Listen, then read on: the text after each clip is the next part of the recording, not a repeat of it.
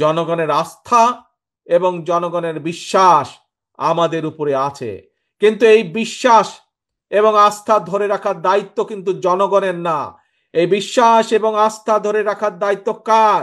আমাদের সকলের। আমরা যারা বিএনপি করি, জনগণ যাতে আমাদের উপরে আস্থা রাখে, জনগণ যাতে আমাদের উপরে বিশ্বাস রাখে, সে আস্থা এবং বিশ্বাস ধরে রাখার দায়িত্ব কার? কি ভাই, কার এই দায়িত্ব বলেন দেখে? কে? শুনতে পাই না, আমি অনেক দূরে, হাত তুললে আমি দেখতে বুঝতে পারবো যে কার। আপনারা বলছেন কি আপনাদের? ইয়েস, এই দায়িত্ব হচ্ছে শহীদ জিয়ার প্রতিটি নেতা কর্মীর, এই দায়িত্ব হচ্ছে খালেদা জিয়ার প্রতিটি নেতা কর্মীর, এই দায়িত্ব হচ্ছে শহীদ জিয়ার নেতা কর্মীর, এই দায়িত্ব হচ্ছে খালেদা জিয়ার নেতা কর্মীর দায়িত্ব। জনগণের যে আস্থা আমাদের উপরে আছে, এই আস্থাকে ধরে রাখা।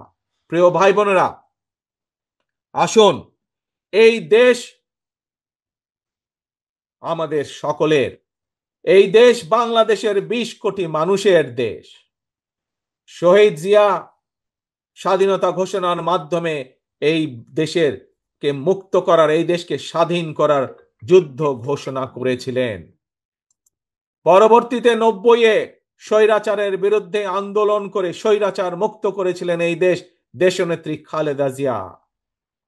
কাজেই সেই দলের নেতা এবং কর্মী হিসাবে আজ আপনাদের উপরে পবিত্র দায়িত্ব, সামনের দিনে এই দেশকে এগিয়ে নিয়ে যাওয়া, দেশকে পুনর্গঠন করার জন্য। প্রিয় ভাই বোনেরা, আপনাদের নিশ্চয়ই মনে আছে সকলের, প্রায় 2 বছর আগে স্বৈরাচারের সময় আমরা বাংলাদেশের মানুষের সামনে 31টি দফা উপস্থাপন করেছিলাম, যেগুলো রাষ্ট্র মেরামত দফা হিসাবে পরিচিতি লাভ করেছিল। সেই 31 দফার মধ্যে আমরা বিভিন্ন সংস্কার কর্মসূচি দিয়েছিলাম। আমরা দেখেছি বর্তমান অন্তর্বর্তীকালীন সরকার একটি সংস্কার কমিশন গঠন করেছে, কিন্তু নিশ্চয়ই আপনারা পত্রপত্রিকায় দেখেছেন যে বিভিন্ন রাজনৈতিক দলকে নিয়ে যে সংস্কার কমিশনে আলাপ আলোচনা হয়েছে, যত সংস্কার আলাপ আলোচনা হয়েছে তার অধিকাংশ সংস্কার বিএনপি 2.5 বছর আগেই জাতির সামনে ঘোষণা করেছিল। আজ অনেকে সংস্কার নিয়ে করছে, কথা বলছে, কিন্তু এই সকল সংস্কারের কথা আমরা আগেই বলেছি, কারণ আমরা বিশ্বাস করি যে এই দেশকে যদি সামনে এগিয়ে নিতে হয়, এই দেশের মানুষের জীবন ব্যবস্থার যদি উন্নতি করতে হয়, তাহলে কতগুলো ব্যাপারে রাষ্ট্রের সংস্কার করতে হবে।